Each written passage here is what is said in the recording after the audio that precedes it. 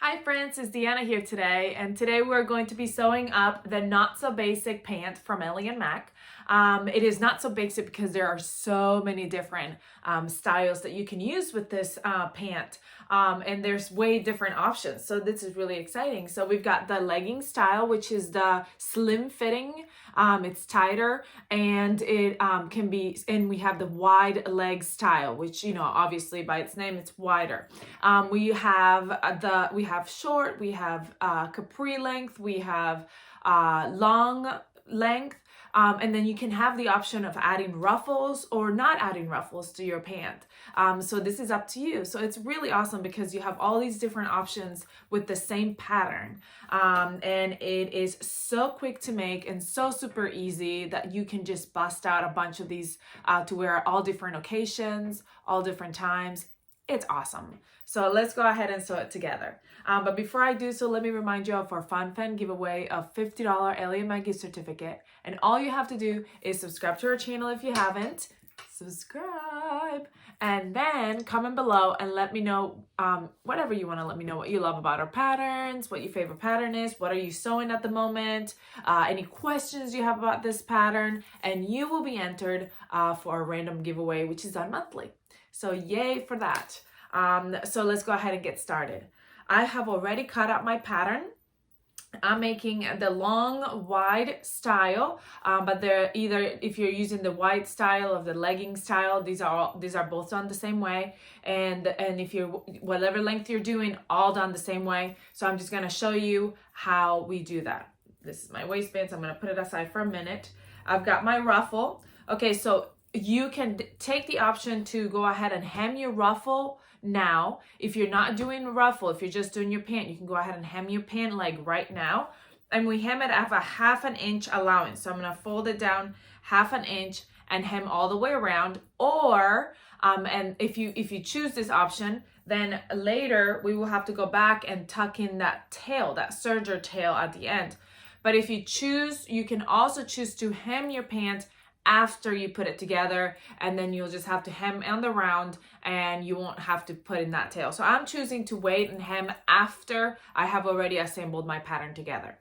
So, but yes, that is just a 1/2 inch allowance on the hem, and then you go ahead and sew all the way around with whatever kind of stretch stitch you would like. And honestly, because it is a looser ruffle, it is like a bigger ruffle, I would probably, if I don't have a cover stitch and I don't like the look of zigzag stitch, I might do a little bit of a tad longer straight stitch, because I wouldn't be so worried about it pulling apart since it's looser, supposed to fit looser on the leg. So now I'm grabbing my pants, and this is my bottom part of my pants. See if you can see up here is where my hip area is and my waist.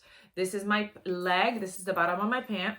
And since I'm doing ruffles, I'm going to go ahead and work on my ruffle. If you're not doing ruffles, you can skip this step and move on to putting the pant legs together. So the first thing I'm going to do is I'm going to grab some clear elastic, and I'm just going to go ahead and measure it out, the width of my pant, the bottom of my pant leg. Now, the reason why we use clear elastic is to give it stability, you know, because the ruffle can kind of weigh the pant down. The clear elastic kind of helps give it, kind of hold it up so it doesn't just pull your pant all the way down. So you can go ahead and cut off your clear elastic, the width of the pant, just leaving a little bit of extra elastic at the end so you can hold it for stability as you're maneuvering it, or you can just leave it in your little roll and just sew it on and have it just dangle behind you as it's going. It really is up to you. I'll show you how to do that. But we're going to attach that at the same time we attach our ruffle. Now, if you wanted to attach it first and then attach your ruffle, you could attach it at the edge of your pant leg, but usually we'll do it together, and I'm going to show you how I do that. I'm going to go ahead and grab my ruffle, and we're going to, if you hemmed it, this, you know, it would already be hemmed. I didn't. I'm going to wait till after. So I'm going to go ahead and gather this ruffle the width of my pant leg. And how I'm going to do that is I'm just going to do a long basting stitch on my sewing machine, which is just the longest stitch I have on my sewing machine. Mine is a 6 length, but some are 5 or whatever. And you can either do one row of stitches or you can do 2 rows next to each other. So I'm gonna go probably like 1/4 of an inch away from my end and just put in that straight stitch all the way through the fabric. And then don't break it, just pull it out. And I have a long straight stitch. Now you can ruffle this way, or if you want to give it a little bit more be able to control it a little bit better, your ruffle, and be able to have just an easier way to ruffle, you can do a second line of stitches just a little bit farther down from that first line. So I'm going to move down just a little bit and do another row of basting stitches for just an easier way to gather. All right, pulling it up. I want to leave some tails. So now I've got 2 rows of straight stitches, basting stitches. Doesn't matter. It's just a little bit apart from each other, maybe 1/4 of an inch. It really doesn't matter as long as they're not overlapping each other. It's kind of wiggly. Doesn't matter because I'm going to pull them off after I'm done. So now I'm going to grab my bobbin thread from the thread that's behind, and I'm grabbing both of them. 1, 2, 1 per each line of stitches. So I just grab the back, and now I'm going to start pulling on it and gathering my ruffle. And I want to gather it the width of my pant leg.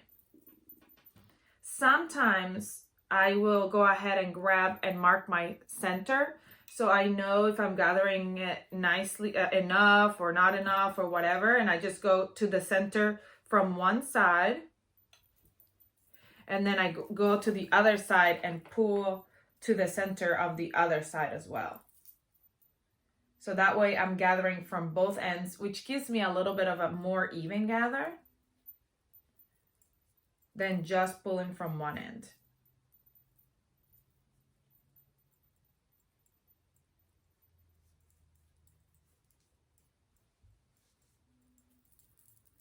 So I am just pulling on those threads and gathering. Okay, so now as you can tell, I'm almost there to the width of my pant leg. Just a little bit more on this side. And then I'm going to go ahead and even them out. And having the 2 layers of stitches, it helps the ruffles stand straight up more than if I just have the 1 layer of stitches when I'm gathering. Because it gives it a little bit of a like stability. I'm going all the way down. So I'm going to go ahead and make sure that they're all evenly gathered, so I have even gathers all the way around. All right, so now I have my pant gathered the width, my ruffle gathered the width of my pant. So now what I'm going to do is I'm going to grab my ruffle and I'm going to kind of fold it right on top of my pant leg. So my right sides are touching, and those raw edges, the top raw edge of the ruffle and the bottom raw edge of my pants are together. So you can see right there, they're together. And I am going to pin this on. Okay, now sometimes from the back you can see your gathers a little bit better. So if your gathers, if you don't feel like they're even enough, then go ahead and even them out. Honestly, I wouldn't worry a whole lot about gathers, just as long as you make sure that there's not like a clump of gathers in one spot and no gathers on the other spot. Gathers are really forgiven. If you don't get them exactly divided, nobody will know. Especially gathers that are at the bottom of your leg. Nobody's gonna see them very closely. So just don't be too hard on yourself, but just make sure that they're not clumping on one spot. You don't want a whole bunch of gathers in one spot and no gathers everywhere else. So just even them out. Try to even them out space them out evenly. All right, so now my ruffle, as you can see, it is right sides together with the bottom of my pant. And this is where my elastic comes in, and we're gonna put it right on top of that ruffle as we're sewing the elastic together. You can do any kind of stretch stitch either on your sewing machine or your serger. I'm going to do mine on my serger, and you are going to have that elastic be sewn right onto that ruffle. Do not stretch the elastic. We're not using the elastic to gather. We're just using the elastic to give it stability. So we're gonna go ahead and do that. So I am using a rayon spandex, so it's super thin and flimsy. So it's kind of like when you work with it. So we have to be very careful. Hopefully you're using something that's got more stability. But I love the look of the rayon spandex once it's sewn together. So what I'm doing is I'm putting my clear elastic right on top of my ruffles. But as you can see, I have a little tail here, which is going to go, I would help if I raise my foot. It's going to go all the way out here, because sometimes when I start sewing my clear elastic, it wants to slip out, and I don't want it to do that. So I'm going to hold it over here with my finger on the back so it doesn't slip out as I start sewing. I've got my pants, my ruffle, and my clear elastic right on top, and I'm going to go. And I'm just attaching that clear elastic right to my pant as I'm sewing, and making sure that everything else, all the other fabrics, are out of the way. You don't want your pant to fold under and it's cut underneath it. So all I'm sewing together is those three things: pants, ruffle, and a clear elastic right on top. And I'm going to go all the way down, pulling my pins as I go, and sewing those together.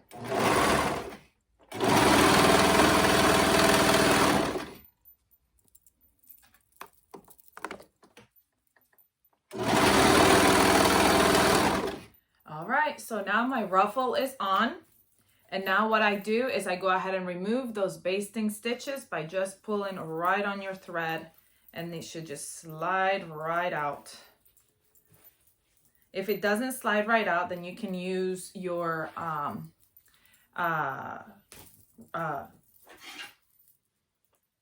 use this thing all the time. How do I not remember its name? What is its name? Thread picker. What is it called? How do I not remember its name? It is a... Oh, blah, blah. Tell me what it is. Tell me what it is. Ow. It's a... I'm trying to read y'all's mind. Is a... I know you're telling me. You're screaming it at the screen right now. It's a... Blah, blah, blah, blah. What is it? Fancy feast? What is it? Seam ripper. Okay, I knew I would remember it. Thank you for letting me know what it is. And it is done. So I've removed the basting stitches off. Look at how cute. That's gonna be adorable. Okay, now this is the spot where you pick up if you're not doing ruffle. So this is where we're going now to go ahead and put our pant together. And if you didn't do your ruffle, this is where you would pick up. You will not have a ruffle. You will just have a straight leg. So we're gonna grab our leg, and we're going to put the raw edge right side up on my board all the way down. Here's my ruffle. Here's my raw edge. Here is my crotch seam right here, crotch area right here. And I'm gonna place the other one right on top. Not the other leg, but the same leg. So we're just making one leg together at a time. Now, I am only showing you all these steps on the one leg. You will have to do the same thing on the other leg as well. But I've already done it on the other leg. So I am ahead of you. Unless you paused me and did the other leg already, then now we're at the same spot. Make sure you match up those seams right here at the ruffle, and then all the way down. All right, so here's my leg. I'm going to be sewing that raw edge right sides together. Okay, so let's do that. All right. Make sure you check that you cut all your seam. Oh, my tomato almost went flying out. Okay, now I'm gonna grab one of my pant legs. See, I already finished my other pant leg. Is waiting right here for me.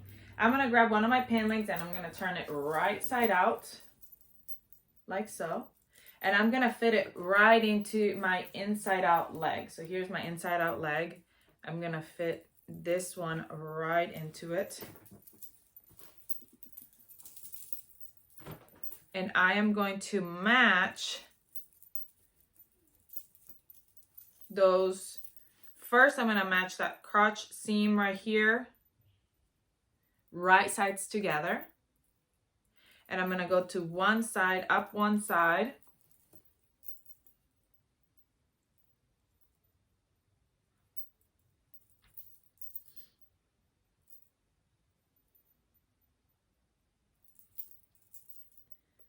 And then up the other. And I'm gonna show you that how that looks like in a minute. This is the crotch area.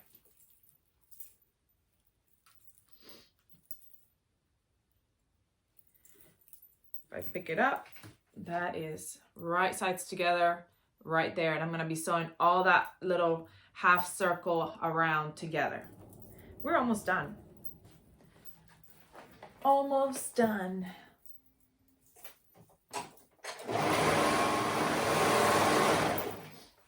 All right, so now that that is sewn together, let's remove the pins. It has been sewn together. And now if I untuck it, bring that other leg out, we've got pants. Woohoo! How cute are these?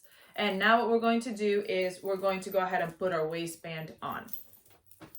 So I got my waistband and I'm gonna fold it wrong sides together first so I can give it a memory crease. I like to give it a memory crease because then that's easier to fold after when you have sewn it on the round. So I like to go ahead and give it a memory crease. And also because I'm using these rayon spandex, that way I can eliminate some of those wrinkles. Now, I will say that sometimes maybe if your pants are, if you're using a heavier material, I was actually thinking about maybe doing the waistband with a heavier fabric than the rayon spandex. The rayon spandex is really thin and has not as great recovery. So like with a double brush poly, but I'm going to go with the rayon spandex still. But if you're having issues with that, if you think it's going to be too heavy for your rayon spandex, if you're using rayon spandex, you could very well be using double brush poly.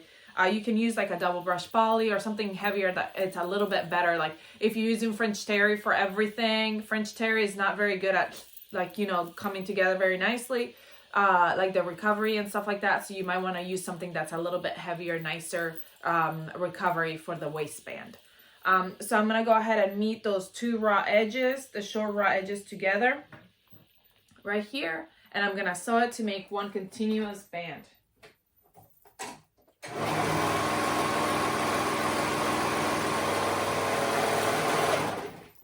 So now I'm going to open it up and I'm going to fold it back up on that memory fold we already created.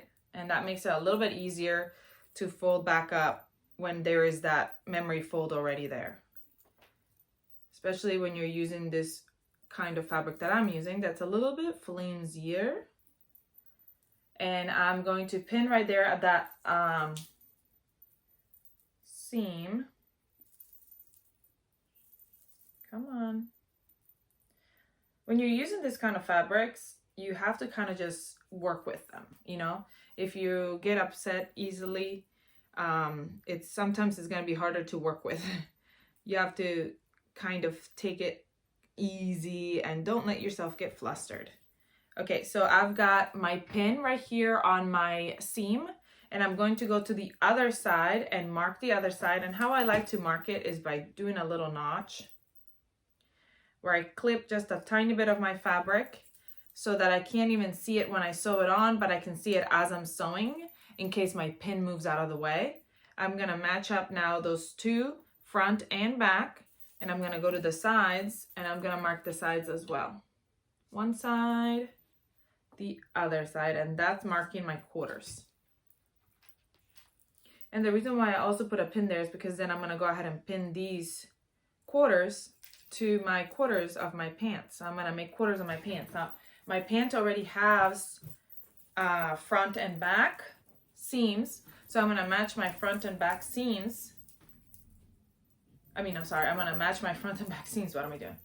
Front and back seams, and I'm gonna go to the sides, and those are my quarters. Front and back, 1/4, and then the other side is the other quarter.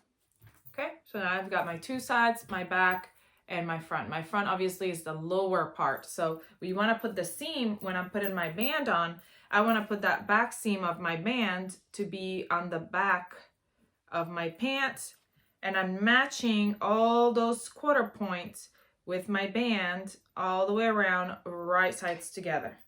Raw edges together, right sides together. Now, as I'm attaching the band, I'm going to stretch out my band to the width of my pants when I'm attaching them, and that will make my pants come in. Where did I mark it? Here it is. All right, so I'm gonna show you. My waistband is pinned on. And if you want to put more than just these pins, you can pin it a little bit more. But as you can see, I'm going to stretch out my waistband so that my pant will fit to the waistband.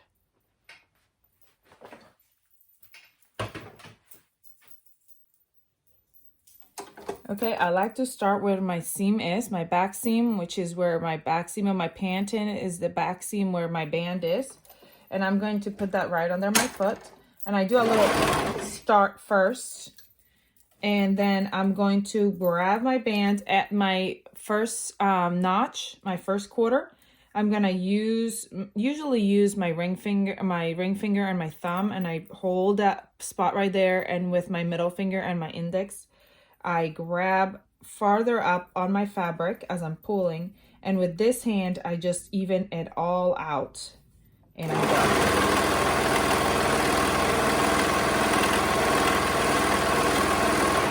Then I'm going to do the same thing for the next quarter. Move my pant around so that nothing's cut underneath. I'm going to grab it, hold it, pull it, hold it with the other fingers, fix it with this hand, and go.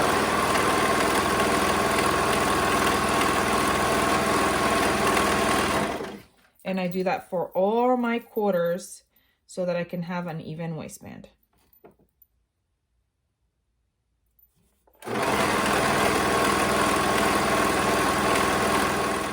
So now my pants are done. My pants are done now. Now that they're done, if you did not hem your pant leg, this is when you go in and hem your pant leg, 1/2 inch allowance, and we are done. I hope you enjoyed this tutorial. Please let me know if you have any questions about anything that I did. Please comment, like, share. Come find us on Instagram or Facebook so you can be inspired by what others are making, and you can inspire us with your makes. We'd love to see them. And then comment, like, share, subscribe if you haven't so you can be entered for a giveaway. I hope you have a great rest of your day, and I'll see you all next time. Bye.